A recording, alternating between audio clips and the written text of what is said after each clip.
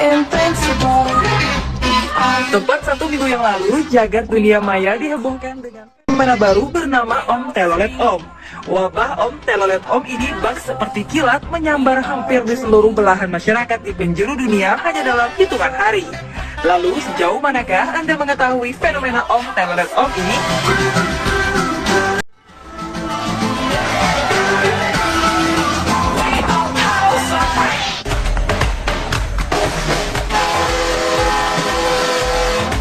Sejatinya, klakson diciptakan sebagai tanda peringatan terhadap kendaraan lain agar lebih berhati-hati saat berkendara.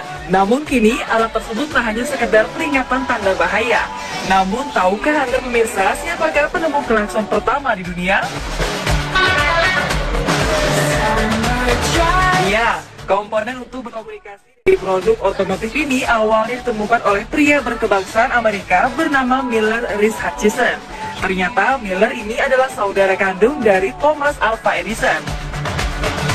Pada tahun 1908, untuk pertama kalinya klakson diaplikasikan pada sebuah mobil, di mana sumber tenaga dari klakson tersebut berasal dari sel baterai kering berdaya 6 volt.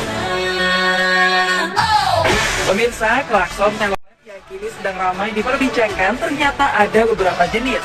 Jika berdasarkan dayanya, klakson telolet memiliki 2 jenis, yaitu 12 volt dan 24 volt. Selain dari daya, klakson telolet juga tersedia dalam varian listrik dan angin. Fungsi media listrik dan angin ini sendiri memiliki tujuan untuk menggetarkan membran yang pada akhirnya akan menghasilkan bunyi seperti telolet. Lalu, sejak kapan klakson telolet masuk ke Indonesia? Sebenarnya banyak sekali versi yang mengklaim tentang kapan tepatnya klakson telolet ini masuk ke Indonesia. Namun menurut penuturan dari Ketua Komunitas Bismania Ari Setiawan, klakson telolet ini masuk ke Indonesia pada tahun 2000-an, tepatnya tahun 2002 sampai 2003. Lebih lanjut, ia mengatakan bahwa asal-usul klakson telolet ini bermula ketika owner perusahaan otobus efisiensi yang bernama Teguh Eri Ruby Hamsyah tertarik dengan suara klakson yang ada di negeri Arab Saudi yang berfungsi untuk mengusir unta. Kemudian ia melihat klakson yang sama itu di sebuah pameran di Jerman. Lalu ia membeli 1 pasang untuk dipasang di busnya. Nah, setelah dipasang di busnya itu, akhirnya banyak dari para pengusaha perusahaan otobus lain yang ikut tertarik mengikuti PO efisiensi. Kalau perkembangan klakson telolet setelah booming ya, mungkin setelah booming saat ini ya, banyak juga yang mengikuti PO-PO yang pasang telolet sekarang ini udah menyebar di seluruh Jawa, bahkan mungkin sampai di luar Jawa juga sudah ada yang klakson telolet. Berbeda dengan versi yang disebutkan oleh Ari Setiawan, ternyata masyarakat Medan jauh lebih dulu mengenal klakson telolet. Hal ini terbukti dari sebuah video dokumenter pada tahun 2005 yang menunjukkan sebuah bus milik perusahaan otobus Sinabung Jaya yang sudah menggunakan klakson telolet. Namun begitu, tidak banyak orang yang mempedulikan keberadaan jenis klakson bertangga nada tersebut. Klakson telolet memang sangat khas dengan bus-bus yang ada di Medan, khususnya bus antar kota dalam provinsi. Dengan tampilan yang eksentrik, berbagai tulisan stiker dan alunan musik disco menjadi ciri khas bus ini.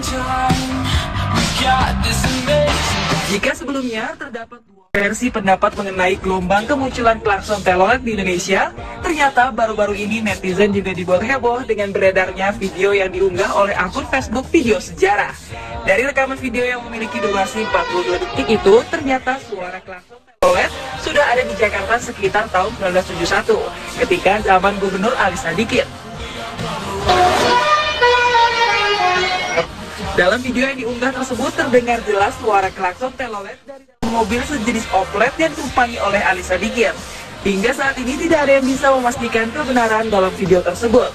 Namun jika video itu benar, berarti klakson telolet yang saat ini sedang menjadi bahan perbincangan ternyata sudah ada di Indonesia sejak tahun 1971. Pemirsa, itulah beberapa versi mengenai gelombang kemunculan klakson telolet di Indonesia yang diyakini oleh sebagian orang. Nah, Anda lebih percaya versi yang mana nih pemirsa?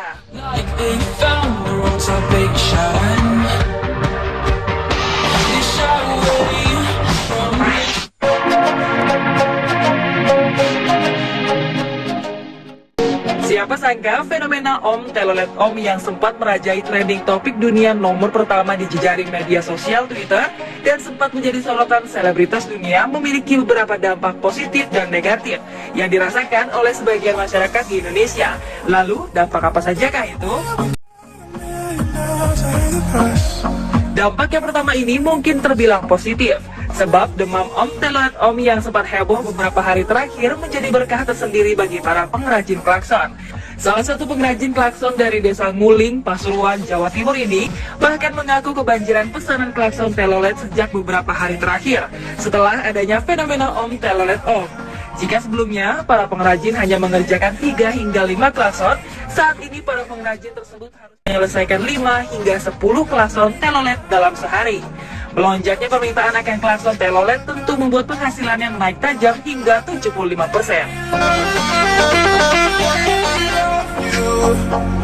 Dampak selanjutnya dari fenomena Om Telolet Om ini telah membuat persaingan antara sopir bus antar kota antar provinsi di pantai utara Jawa untuk memodifikasi klakson telolet guna memanjakan para pengguna. Ya, ada juga yang persaingan suara mobil saya bagus, bis saya ini suaranya ini gitu. Kalau ketemu gitu kan kadang bunyi-bunyian klakson gitu kan, kalau di macet gitu kan juga. Meski fenomena Om Telolet Om menjadi ajang persaingan dan adu gengsi para sopir bus untuk memamerkan klakson teloletnya, nyatanya para sopir bus ini mengeluarkan kocek sendiri untuk memasang dan memodifikasi klakson telolet busnya. Kita dari perusahaan tidak ada, Mbak. Kita dari kru istilahnya gitu ya. Kita dari dananya dari kru, jadi bertiga lah kita patungan gitu. Jadi untuk klakson ini dari perusahaan memang nggak ada dana untuk membeli itu gitu. Jadi kita dari kru sendiri patungan. Menurut penuturan organisasi angkutan darat Kota Semarang, fenomena Om Telolet Om yang berawal dari kreasi suara klakson telah meningkatkan animo masyarakat untuk menggunakan angkutan umum. Hal ini terlihat dari banyaknya anak-anak hingga orang dewasa yang berminat naik kendaraan umum karena berharap ada klakson telolet di dalam bisnya. Pemirsa, fenomena berburu klakson telolet juga berdampak terhadap masyarakat, terutama anak-anak yang berkerumun di pinggir jalan untuk memburu klakson telolet dan mengganggu arus lalu lintas. Bahkan menurut pengalaman dari Pak Eko Yuniadi, sopir bus Muji Jaya jurusan Jepara, Jakarta, dirinya pernah terjebak kemacetan sepanjang 1 km karena tersendat oleh banyaknya anak-anak yang berjejer di pinggir jalan untuk meminta klakson telolet dari para sopir bus. Pak Eko mengaku bahwa fenomena ini membuat para sopir bus merasa terganggu. Sebenarnya kita terganggu juga, Mbak ya. Masalahnya kadang ada yang sampai lari ke jalan, itu kan membahayakan nyawa mereka sendiri gitu kan. Cuman gimana lagi ya? Kalau nggak gitu malah, kalau kita nggak ngasih klakson telolet itu, mereka malah maju semua. Kalau udah dikasih, langsung udah mundur lagi. Betul, Mbak. Gitu. Tapi kalau misalnya anak-anak pada minta klakson telolet ini, biasanya Mas suka ngasih atau enggak? Kita kalau mereka posisinya dekat dari tempat ibadah, sekolahan, ataupun rumah sakit gitu ya, kita nggak ngasih. Dan pemirsa, itulah dampak fenomena Om Telolet Om versi on the spot.